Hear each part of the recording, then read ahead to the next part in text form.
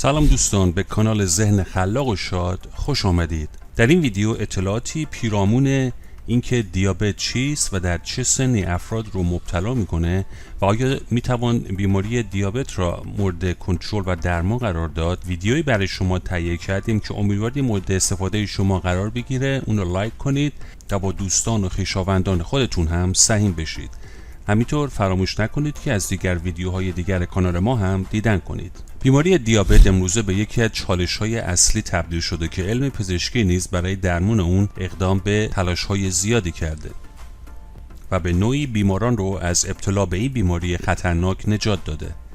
افراد مبتلا به دیابت با گسترش بیماری به مرحله میرسن که دیگه توانایی مقابله به دیابت رو ندارند و در نهایت مجبور میشوند تسلیم این بیماری بشند.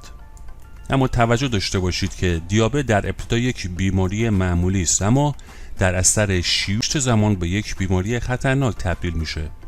خطرناک بودن این بیماری از اونجا خواهد بود که به عنوان مادر بیماری‌های دیگه نامیده میشه. در واقع ویژگی دیابت اینگونه است که منجر به خطرهای پس از موجود بودنش خواهد شد. بیماران دیابتی ابتلا با علائمی مواجه میشن که برایشون شاید مهم نباشه، اما همین علائم باعث میشه تا بیماری گسترش یافته و به اوضاع وخیمتری تبدیل بشه. این شیوع تا حدی خواهد بود که بیماری دیابتی خود نیز متوجه ناتوانی در مقابل بیماری میشه و میداند که درمان دیر انجام شده است. اما دیابت در چه سنی افراد رو مبتلا میکنه؟ دیابت یک بیماری است که در هر سنی افراد رو مبتلا میکنه. دیابت در افرادی که سن بالاتری دارند آمار بیشتری در ابتلا به بیماری هستند، اما باید بدانیم که این بیماری حتی در سنین بعد از 30 سالگی نیز دیده شده و یک جوان 30 ساله نیز امکان دارد به دیابت مبتلا بشه.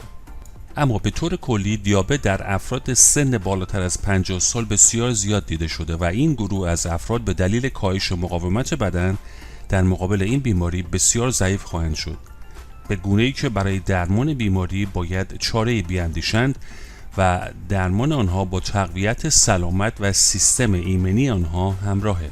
آیا میتوان بیماری دیابت را مورد کنترل خود قرار داد؟ باید پاسخ داد بیماری دیابت را میتوان تحت کنترل قرار داد. البته باید شرایط اون رو به خوبی در نظر داشته باشیم و برای اون برنامه‌ریزی کنیم. زمانی که بیماران دیابتی سعی دارن بیماری دیابت خود رو کنترل کنن، این احتمال وجود داره که بیمار شرایط دشواری رو متحمل می شود. دیابت کنترل شده چیست؟ دیابت زمانی که کنترل میشه گفته میشه که بیماری دیابت یا قند کنترل شده و کنترل بیماری دیابت نیز خود یک هشدار برای خود بیماری دیابت که با مشاهده رعایت نکات بهداشتی، پزشکی و درمانی دیابت به لرزه آمده و در صدد آن است تا با انسان مقابله نماید. این فرد دیابتی است که باید با رعایت دقیق موارد پزشکی به کنترل دیابت بپردازه. افزایش دانش در خصوص دیابت کنترل شده از چه راههایی است؟ برای کنترل کردن دیابت باید شرایط خاصی رو در نظر داشته باشیم که همه اونها مواردی هستند که از سوی پزشک متخصص دیابت بیان می شود. هر فردی که دیابت داشته باشه باید بدونه که برای درمان بیماری خود نیاز داره که دانش و سطح معلومات خودش رو افزایش بده. از این رو باید سعی کنه از راههای ممکن توانایی شناخت خود را بیشتر کرده و نکات لازم رو بیاموزه. در وهله اول توصیه میشه که تا بیمار با پزشک خود یک جلسه مشاوره داشته باشه. این جلسه میتونه با یک پرستار یا حتی یک مشاور سلامتی انجام بشه که در مرکز درمانی حضور دارند. از این رو تمام این مشاوره‌های دریافتی خود راهکارهای اصلی برای درمان بیماری دیابتن که باعث میشه فرد از خطر بیماری دور بشه. کاهش وزن در اولین گام برای بهبود و کنترل بیماری دیابت، بیمار باید بتونه وزن خودش رو کاهش بده و به عبارت دیگه چاقی و اضافه وزنی خود رو از بین ببره تا بتونه برای درمان بیماری دیابت به درمان درست ادامه بده. اگه فرد چاق دیابتی به هر دلیلی نتونه وزن خودش رو کاهش بده و یا وزن رو به یک وزن قابل قبول برای درمان برسونه، هیچ نتیجه ای از کنترل بیماری دیابت به دست نخواهد آورد. در واقع با کاهش وزن بیمار دیابتی به طور یقین اندازه کلسترول خون وی نیز کنترل می شود و با یک رژیم غذایی مناسب خواهد یافت. برای این منظور باید از خوردن غذاهای پرچربی و یا غذاهایی که میزان کلسترول اونها زیاده خودش رو نهی کرده و به هیچ عنوان این غذاها رو مصرف نکنه. همینطور مصرف الکل به لحاظ علمی مشکلاتی رو برای سلامت بدن به همراه داشته و پزشکان همواره به عدم استفاده اون به بیماران دیابتی خود تاکید کردند. همینطور اگه فرد دیابتی دارای بیماری فشار خون نیز باشه، باید همزمان با کاهش وزن به کاهش فشار خون خود نیز اقدام نماید. این کاهش فشار خون باید به زیر 80 تا 130 برسه. این اندازه برای بیمار دیابتی مبتلا به فشار خون توصیه میشه که باید برای اون اقدام نماید. نکته بعدی در مورد بیماران سیگاری دیابتی است. این افراد برای درمان بیماری دیابت خود و نیز کنترل بیماری دیابت باید حتما سیگار رو کنار گذاشته و به هیچ وجه اون رو استفاده نکنند. سیگار به تنهایی خود عاملی است که فرد دیابتی رو مبتلا به بیماری قلبی میکنه و در کوتاه‌ترین بازه زمانی وی رو از پای در خواهد آورد. داشتن یک برنامه غذایی متعادل برای بیماران دیابتی ضروری است. بیمار دیابتی باید بتونه یک برنامه غذایی متعادل و بسیار متنوع برای خود ترتیب بده و طبق اون با یک برنامه غذایی درست به مقابله با بیماری دیابت اقدام بکنه. همین عامل باعث میشه که تا درمان برای وی به عنوان چاره کار تلقی گردد و نتیجه مطلوب همون سلامت و صحت کامله. بیماران دیابتی در وهله نخست در کنترل مناسب قند خون باید بتونن برای همیشه از استرس و اضطراب به دور باشند و خود رو از چنگال این بیماری نجات بدن. از این رو میتونن برای راحتی خود از داروهای آرام بخش سازی هم استفاده کنند و به تدریج به مقابله با استرس و دنیای اضطراب خود خارج شوند. در اینجا قصد داریم 17 داروی گیاهی که دیابت رو به زانو میآورند رو برای شما توضیح بدیم. ریحان گیاهی است سبز که به سالاد، سوپ و پاستا عطری خوشایند میبخشه و مطالعه‌ای در رابطه با دمنوش‌های گیاهی مشخص شده که زردچوبه، روزمری، مرزجوش، پونه و ریحان 5 پیشتاز حاوی فلاویدها هستند. ریحان به طور خاص قند خون رو کاهش میده. همینطور بیلبری نوع اروپایی بلوبری است. بیلبری از بلوبری های برتر هستند زیرا بلوبری های تماما آبی هستند در حالی که فقط درون بیلبری ها آبی می باشد.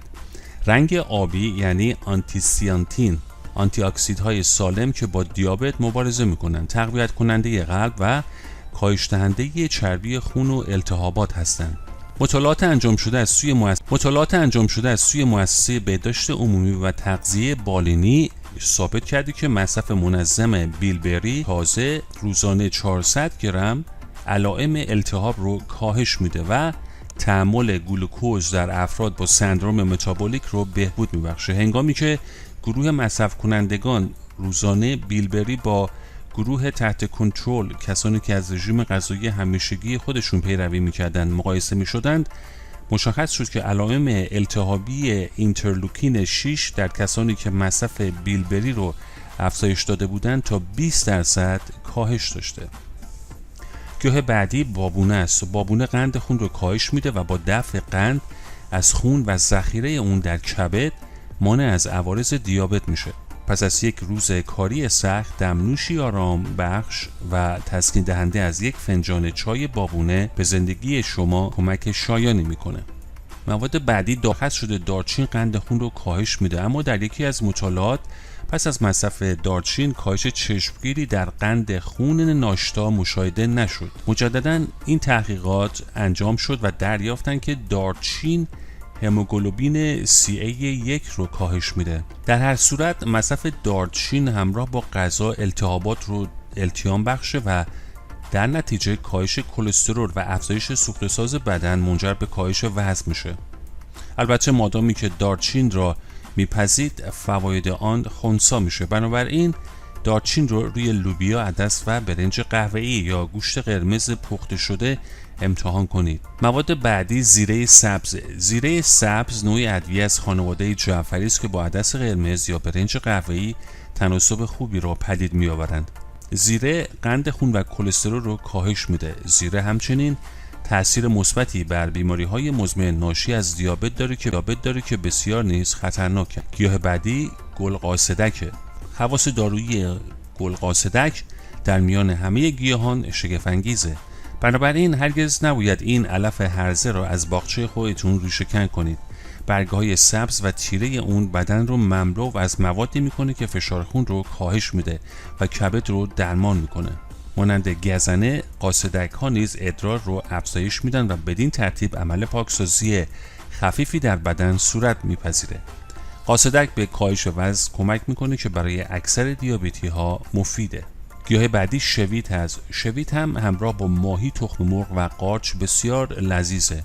شوید در حال حاضر به عنوان گیاهی مؤثر در مبارزه با دیابت شناخته شده. پایگاه گیاهشناسی جیمز دوک 70 ماده شیمیایی مختلف را در شوید به مبارزه با دیابت کمک کرده رو ذکر کردند. گیاه بعدی رازیانه است. رازیانه وقتی به عنوان سبزی خورده میشه طعمی بی‌نظیر داره. از سوی دیگه دانه این گیاه عطری قوی داره. دمنوش رازیانه برای نفع نوزادان فوق‌العاده است. هم سبزی و هم دانه اون شامل ترکیبات شیمیایی است که با دیابت مبارزه میکنه. آنتول یکی از مواد شیمیایی گیاهی موجود در رازیانه است که مانع از عوامل التهابی در بدن میشه و با سرطان مبارزه میکنه. گیاه بعدی سیر هست. سیر در کنار ریحان، پونه و روغن زیتون طعم و مزه خاصی به غذاهای ایتالیایی و مدیترانه‌ای میبخشه. سیر برای عملکرد قلب مفیده و از ابتلا به سرطان پیشگیری میکنه. درست مانند پیاز، موسیر، پیازچه که همگی از یک خانواده هستند. گیاه بعدی زنجبیله. زنجبیل گیاهی فوق‌العاده است در مبارزه با دیابت و چربی خون بالا تاثیر بسزایی داره، زیرا به طرق مختلف با دیابت مبارزه میکنه و حتی به کاهش وزن نیز کمک میکنه. سال 2012 از سوی متخصصین تغذیه در دانشگاه کلمبیا انجام شد. نشان داد افرادی که بعد از صبحانه یک نوشیدنی گرم زنجبیلی می نوشند 43% کالری بیشتری از دیگران می سوزانند. علاوه بر این گزارشات حاکی از اونه که نوشیدن یک نوشیدنی حاوی 2 گرم پودر زنجبیل تا 3 ساعت بیشتر احساس سیری در فرد رو پدید میاره. گیاه بعدی نعناست. نعنا فلفلی شامل آنتی اکسیدهای طبیعی ضد دیابت، بیماری قلبی، پیری و سرطان هستند. طعم فوق‌العاده‌ای به چای میدند. دمنوش‌های تازه اون رو جایگزین چای کیسه‌ای نمایید. نعنا عضلات نزدیک معده و مری رو آرام میکنه. افراد مبتلا به رفلاکس باید از مصرف نعنا خودداری کنند، اما برای سایرین یک نوشیدنی خوش‌طعمه که به گوارش کمک شایانی میکنه. مواد بعدی رزماری است. اکلیل کوهی یا رزماری تقویت کننده قلب مؤثر در درمان سندرم متابولیسمه. فعالترین ماده گیاهی شیمیایی رزماری کارنولز است که باعث کاهش استرس اکسیداتیو میشه. در نتیجه برای مبارزه با التهاب و سرطان مؤثره. نحوه دستیابی به خواص رزماری از طریق طبخ آن، به ویژه در تهیه گوشت، خورشت، سیب زمینی سرخ کرده یا با دم نمودن یک چای رزماری آرامش رو تجربه کنید. گیاه بعدی مریم گلی است. مریم گلی حاوی آنتی اکسیدهای ضد دیابته. طعم قوی اون در خورشت‌ها عالی است. در حین حال دمنوش آرام بخش و تسکین دهنده است. مانند دیگر سبزیجات معطر باغچه‌ای، مریم گلی سرشار از پلیفونیل هاست. ترکیبات فلونیک آن وعده مبارزه با آلزایمر رو میده. چای عسل و مریم گلی در برابر سرماخوردگی‌های ویروسی و باکتریایی بسیار مؤثرند، زیرا مادامی که عسل و مریم گلی ترکیب میشن، قدرت ضد باکتریایی آنها افزایش پیدا میکنه. گیاه بعدی آویشنه. تایمز یا آویشن شامل 79 ماده گیاهی شیمیایی ضد دیابته و عطر دلپذیر اون هر غذایی رو بی‌نظیر میکنه. آویشن از سیتوکین ها مبارزه کننده با التهاب حمایت کرده و به سلول های ایمنی خاص موسوم به ماکروفاژ ها در ترشح عواملی که التهاب رو از بین میبره کمک میکنه. مواد بعدی زردچوبه است. زردچوبه ریشه زرد محبوب در غذاهای هندیه که یک پای ثابت ادویه کاری است. احتمالاً بهترین داروی گیاهی یا ادویه برای پیشگیری از سرطانه. زردچوبه ادویه ایدئال برای مبتلایان به دیابته. تحقیقات ثابت کرده که زردچوبه از خاصیت ضد التهابی، ضد پیری، آنتی اکسیدانی، محافظ عصبی، ضد تصلب شرائین، محافظت از قلب، کاهش دهنده وزن و عملکرد ضد عفونی کننده برخورداره. تمام این خواص از ماده اصلی موجود در آن یعنی کرکمین نشأت میگیرد. مواد بعدی شیرین برگ است. شیرین برگ یا استیویا تنها شیرین کننده است که برای دیابتی‌ها مضر نیست، هرچند که از شکر هم شیرین تره. در این حال استیوا به دندانها آسیب نمیرسونه و از تأثیرات مثبتی بر قند خون بعد از نهار برخورداره. میزان ترشح انسولین رو افزایش میده. میتونید گیاه اون رو در گلدانی روی تاقچه پنجره پرورش بدید. یک برگ کوچک آن رشد زیادی داره. ترخون گیاه خوبی است که طبق مطالعات مقاومت به انسولین و پرخوری در افراد دیابتی رو کاهش میده. نوع فرانسوی ترخون به آسانی تکثیر نمیشه، اما انواع روسی و آمریکایی اون تقریبا در سراسر جهان و در آب و هوای متعادل وجود داره. متاسفانه گونه‌های آمریکایی تاثیر کاهندگی قند خون مشابه این ممکنه مجبور شوید هزینه بیشتری برای نوع فرانسوی اون بپردازید. همینطور اگر مرض قند شما مرتبط با ترس و استرسه، میتونید که به مدت 7 ماه از آب بامیه و بادمجان کبابپز استفاده کنید، چون قند خون رو سریعاً کاهش میده. همینطور استفاده از گردو و سفیده تخم مرغ آبپز پروتئین لازم رو برای بدن تهیه میکنه و در کنار این پروتئین ها اسفناج و کلم بروکلی، ریحان، نان سوخاری آردجو و شیر، همینطور مرغ و ماهی و بوقلمو کمک شایانی برای تامین پروتئین بدن میکنند. بیماران مبتلا به دیابت باید مراقب باشند که از نمک، موز و چربی و سردی ها خودداری بکنند. همینطور برای رفع یبوست میتونید که از آلو سیاه خام بدون نمک و کیوی و سبزی اسفناج به صورت سرخ کرده کم چرب استفاده بکنید و فراموش نکنید که نرمش، پیاده روی، دوچرخه سواری هر روز به مدت نیم ساعت تا 1 ساعت ضروری است و در کنار آن نوشیدن آب 5 تا 6 لیوان ولرم برای کبد بسیار ضروری. همینطور خیار هم کار سمزدایی کبد رو انجام میده.